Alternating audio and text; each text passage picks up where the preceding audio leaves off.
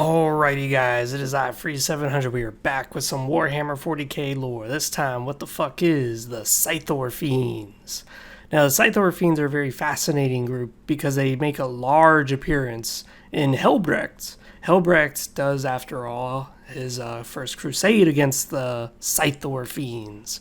But they do pop up a few other times and a few other mentions of other pieces of lore. So we're going to scrounge up all the information we can so we can present a nice video for you guys today. So first off, what is a Cythor Fiend? A Cythor Fiend is an alien that inhabits the ghoul stars. Da-na-na. I love the ghoul stars, as I said before in my previous videos. But the ghoul stars is, of course, a very dead area. So what exactly would the Cythor Fiends look like in a dead area? Well, if you look at the picture I have displayed on here for you, you'll see that they're very elongated humanoid structural beings. Their skin looks almost like rock, but it's not. It's just normal skin. And they have these long talons on their hands. They're very freakish looking with their giant open mouths. Now, they do consume blood and flesh of humanity, which is what they've been doing for the past few thousand years before Helbrecht took over the Black Templars, was they would just scrounge up enough forces to go raid a few human settlements and then come back and feast and procreate in their crystal-like structures. You see, their technology is beyond what we can comprehend. They have a lot of crystalline technology by the looks of it. Their very buildings and fleets are made of crystals. Their very structures are made of crystals. And they are beings of other dimensions, so they're able to perceive stuff that we cannot. It's a lot like, well, physics. They're not exactly warp creatures. They don't seem to have any psychers. They don't seem to have any of that stuff going on for them. But they do show display of technology that's very nauseating for someone like us to comprehend. It's a lot like the movie Vivarium. I don't know if you guys have seen it, but it's really good as it shows an alien species that can understand dimensions that we cannot. Like, for example, you can lift up a trash bin and discover that it's a hole that leads to a giant-ass room.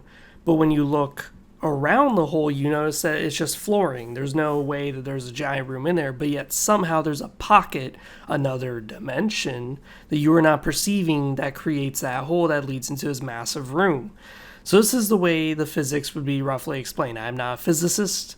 Look to Neil Tyson if that's the kind of thing you're into. He explains dimensions actually pretty interestingly too. Like, his words are that ants don't perceive height. He was using this as an example. So, like, ants are very two-dimensional creatures. They just see the ground in front of them and then whatever obstacles in front of them, which could be a wall. They can perceive the width. They can perceive the fact that it exists, but they cannot perceive height. They can't perceive that. So if you're to lift up a book off of the table, to them the wall just fucking disappeared. They can't fathom it. They don't understand what the hell just happened. That's the way pretty much human mind works with the Cythor Fiends. Their structures are so alien that the tiniest crack in their structures could actually lead to a separate room entirely.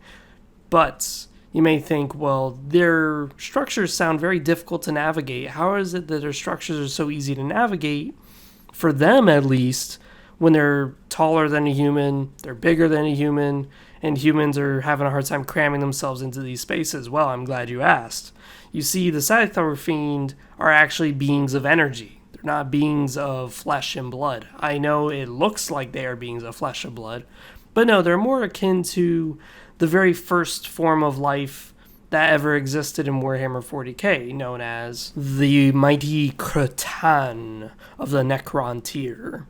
Now, what's really interesting about this is that they may be beings of energy where they seem to exit their fleshy forms at any given time, but they are not like the Catan in the sense that they feed off of stars or feast on massive quantities of feelings. No, they seem to be more grounded, more realistic. This is why I say they're not beings of the warp, because they don't, one, have any sorcery properties or just pure science, but two, they do consume flesh.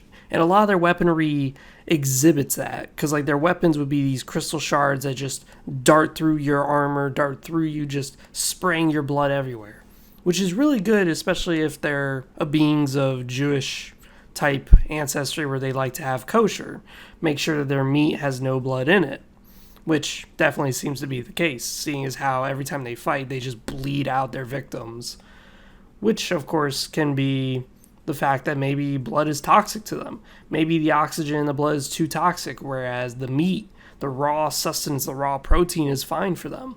Who knows? There's not enough lore exactly as to their nourishment needs, but there is enough lore about this, is that they cannot reproduce in the extra dimension that they inhabit. You see, the Cythor Fiends, despite existing in our reality, despite existing in the galaxy, they don't actually exist in this galaxy. They have these gateways that lead to another dimension. Not somewhere like hell, but more like the Eldar dimension, like the webway. The webway is technically another dimension. Now, what is the webway is just simply a highway system or a bunch of tunnels throughout the warp. So it's not exactly another dimension as you would think of like hell. It's just another dimension that we cannot perceive. And this is the way Cythor Fiends are. And they can only access their gateways, their other realm, when they're in their energy form. So they have to be vulnerable. They have to exit those fleshy forms that they have. Now, when they're inside this extra dimension, they cannot reproduce there. For some odd reason, there is something wrong with their dimension that they're inhabiting that we can't perceive, that they cannot reproduce. And this is why the Black Templars, one of them at least, was saying how the Cythor Fiends are slightly superior to humanity because they can perceive what we cannot.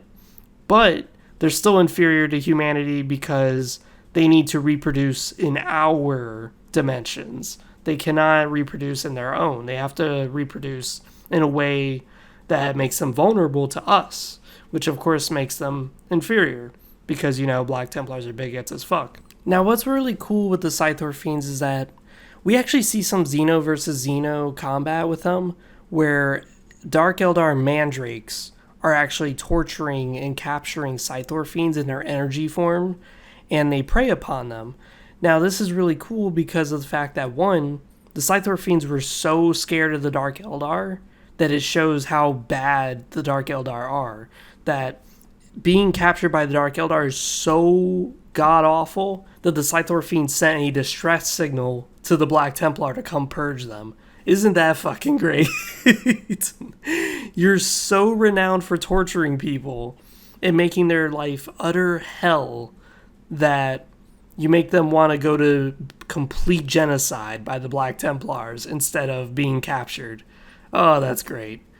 But we also do see that the Cythor Fiends are pretty much alone in the galaxy, much like every other species in the galaxy, and that they have to deal with the same troubles that everyone else does. This is actually where I've talked about High Fleet Jormungandr, which I recommend you definitely take a look. But when the Black Templar were predatoring the Cythor Fiends along with the Mandrakes predatoring the Cythor Fiends, they were pushed back to their homeworld. So as of today in Warhammer 40k, the 41st Millennium, they're pretty much gone. You're never going to see them again. Now, the thing with them, though, is that they're not extinct. Not yet. We're not sure what there are. You see, they retreated to their homeworld, and when the Black Templars followed, the world was uninhabited. Every time they sent a probe down through its toxic atmosphere, the probe showed no life. Just abandoned empty structures floating in the sky, floating in the atmosphere. Everything else was dead. They tried whatever they could to bomb the planet at least, so that way they get some satisfaction. But the problem was that every torpedo they launched, every exterminatus level bomb they dropped on the planet, didn't do anything. They tried it like a good 5 times too. They dropped many, many bombs on this planet, and nothing happened. The planet showed no sign of damage. Finally, they did one last bomb, and all it did was cause kind of like a little sizzle in the planet's atmosphere, just a little whoosh in the upper echelons of the planet's atmosphere.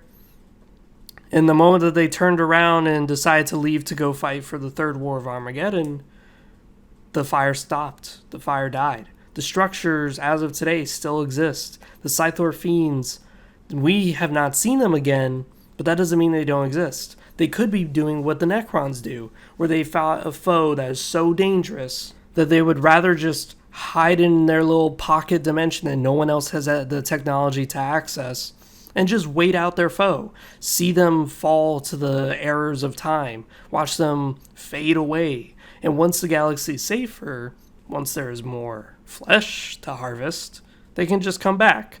And this is the one reason why I actually don't like the Imperium of Man, is that every other species in the whole universe of Warhammer 40k has these scapegoats. They have these escape plans in case they fight a foe that is too strong.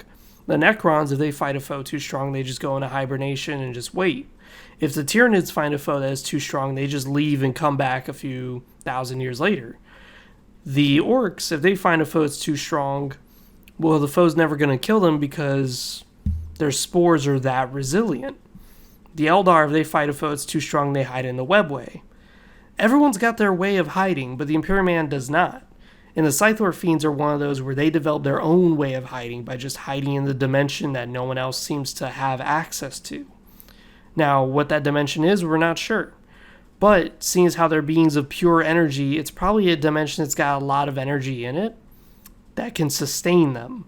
They can't reproduce in there, so I'm assuming they need an abundance of energy, which you would get by consuming flesh, which of course they would have to do on our dimension.